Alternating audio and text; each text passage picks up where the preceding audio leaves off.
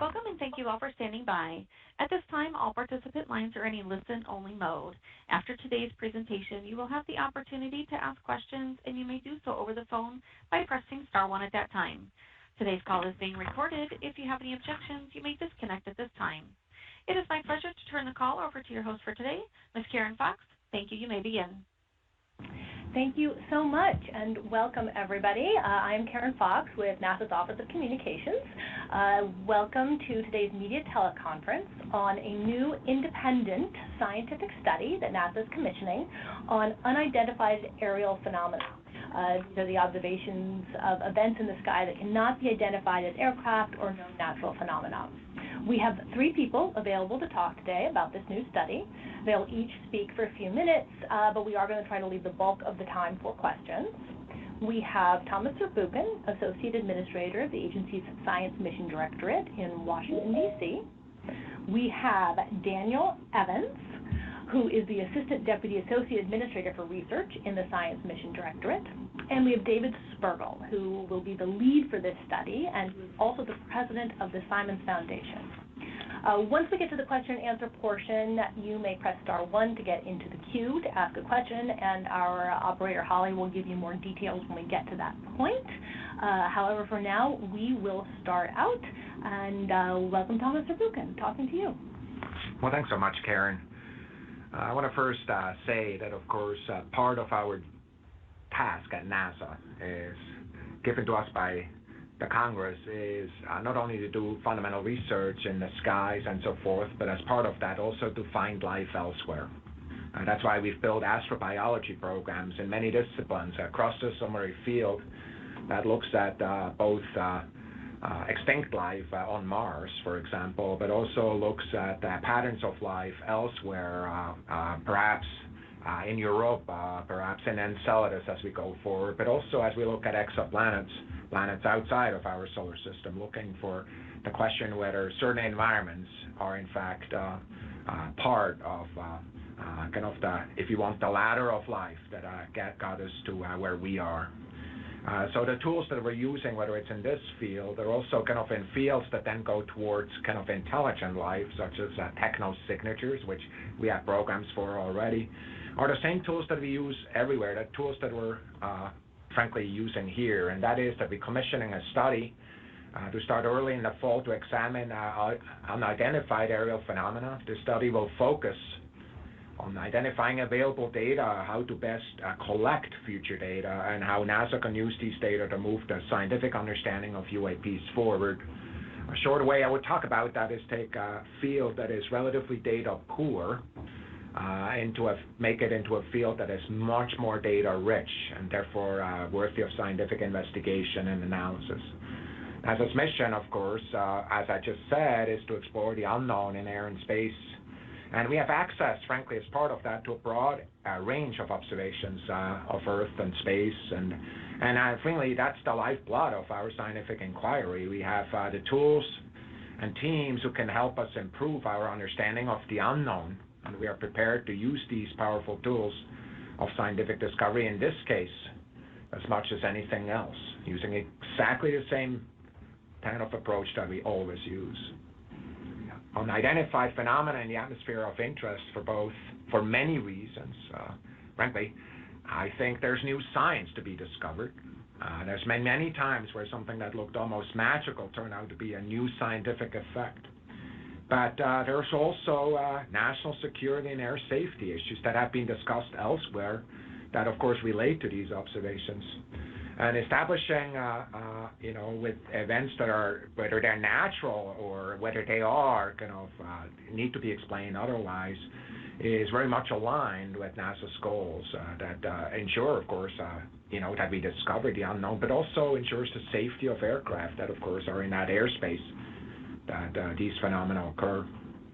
This independent study will be led by astrophysicist David Spergel, who's the president of the Simons Foundation in New York City, and has previously been the chair of astrophysics in the Department of Princeton and the University of Princeton, New Jersey.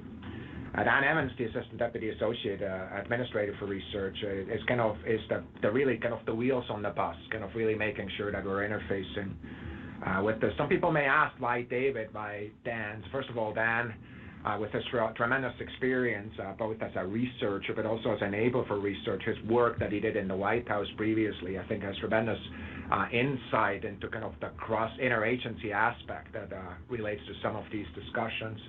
And David Spergel, I think, to all of us in astrophysics really understand that he's one of the most trusted voices in so many questions. Also a person who understands really the power of science and is willing and able to use that power of science kind of in areas where I would say kind of fall under that what we would refer to as high risk, high impact kind of research, kind of areas that many of the scientists may be a little bit more timid to walk into. So Dave, I'm going to kick it over to you. Thanks, Thomas. To start, this is a really exciting project. One of the most exciting things in science are things that we don't understand. And my starting point, and I think all of our starting points of this, is there are phenomena that we don't understand. And then how do we start to make progress? We have a very limited set of observations right now of these UAPs. This makes it difficult to draw conclusions. So we start by trying to figure out what data is out there. And we're going to be working with government, nonprofits, companies, civilians, and try to identify what data is already there. Then start to think about what data should we collect in the future, and how are we going to analyze it. We actually have a wealth of data about our atmosphere. Right? We observe it both from above and below, and whether it's air traffic management data, astronomers looking up, satellites looking down. And what we want to start with is just synthesizing the data we have and see what information we have and see what information we need. And our plan is to conduct an open inquiry that we hope will advance our understanding, so that when this is done, we at least have a roadmap of how to move forward in understanding in this area. So let me now turn this over to Dan Evans, who will talk a bit more about the study itself. Thanks, David. Hello, everyone. I'm going to give you some quick details on this study from a NASA perspective. But I wanted to start by saying that over the decades, NASA has answered the call to tackle some of the most perplexing mysteries we know of, and this is no different. I do want to underscore that NASA is uniquely positioned to address UAP, because who other than us can use the power of data and of science to look at what's happening in our skies. And quite frankly, this is why we do what we do. Now, for this study specifically, we plan on bringing together some of the country's leading scientists, aeronautics experts, and data practitioners. We expect the study to kick off in the early fall. It should take about 9 months to complete. And I want to make this point emphatically, that very much consistent with our principles of openness, transparency, and scientific integrity, the full report will be made available to the public, and we expect to hold a public meeting to discuss the study's findings. And with that, I will pass it back to Karen Fox. Fantastic, thank you. We are ready to take questions, and I will pass it to Holly, our operator, just to walk us through the process there. And Holly, it's all you. Thank you. If you would like to ask a question, please unmute your phone, press star 1, and record your first and last name clearly when prompted so I may introduce you. Again, it is star 1. Our first question comes from Chris Davenport with the Washington Post. You may go ahead. Okay, thanks very much. I just wonder, for David, Dr. Z, do you go into this study with any sort of hypothesis that could explain the UAPs? And then also, Dr. Z, during your speech this morning, you said you didn't want to shy away from these types of studies, even if they're controversial or could, as I think you said, cause some sort of reputational harm. I wonder if you can talk a little bit more about that and if you expect any kind of pushback. Thanks. Go ahead, Dave.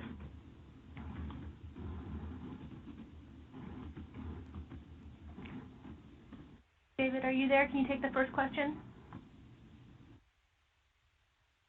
Yeah, can you hear me now? Yes. Yes. Excellent.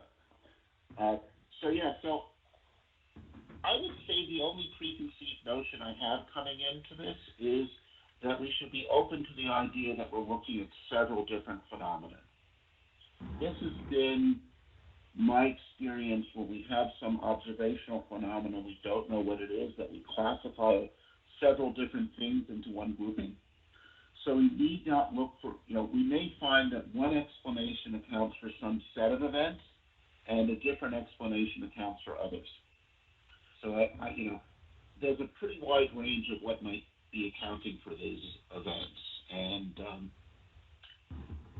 I have not looked at all the data that's available and believe in trying to not come in with preconceived notions until we have a better look at the data.